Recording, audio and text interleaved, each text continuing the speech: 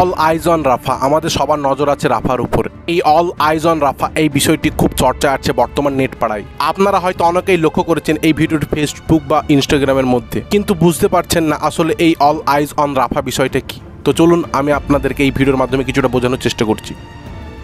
প্রথমে বলি, এটা এত পরিমাণ চর্চা আছে যে বলিউড সেলিব্রিটিরা এইটাকে পোস্ট করছে। বরুণ ধাওয়ান, তৃপ্তি ডিমরি, সামান্তা, রাফতা, রাকুল প্রীত, মাধুরী দীক্ষিত সহ তামাম বলিউড সেলিব্রিটি এটাকে পোস্ট করেছিল বলছি তার কারণ তারা এখন এই পোস্টগুলিকে ডিলিট করেছেন যাতে বড় কোনো পলিটিক্যাল ইস্যু না হয়ে যায়। যেমন এনডিটিভি রিপোর্ট অনুযায়ী বর্তমান ইন্ডিয়ান টিমের ক্যাপ্টেন রোহিত শর্মার ওয়াইফ অল আইজ অন রাফা এই পোস্টটি ডিলিট করেছে।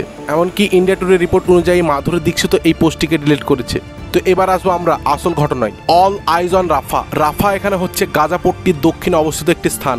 ইসরায়েল যখন 2023 সালে গাজার উপর হামলা করে তখন ইসরায়েল ও গাজার মধ্যে একটি সমঝোতা হয়, যেখানে বলা হয় যে রাফা হবে একটি সেফ জোন, মানে সেখানে কাউকে আক্রমণ করা হবে না। মানে সোজা কথায় বলতে গেলে ইসরায়েল যখন গাজার উপর আক্রমণ করছিল তখন গাজাবাসীরা প্রাণের ভয়ে এই রাফার দিকে ছুটে পালাচ্ছিল।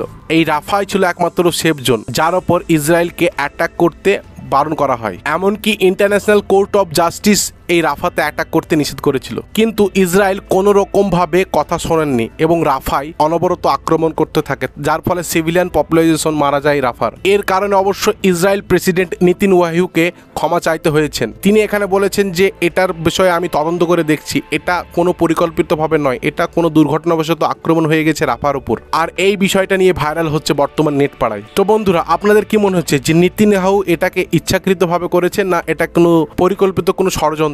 আপনারা অবশ্যই কমেন্ট বক্সে জানাবেন। তো ভিডিওটি ভালো লাগলে অবশ্যই চ্যানেলটি সাবস্ক্রাইব করবেন। তো এখনকার মতো টাটা, বাই বাই, আবার দেখা হচ্ছে নেক্সট ভিডিওতে। জয় হিন্দ।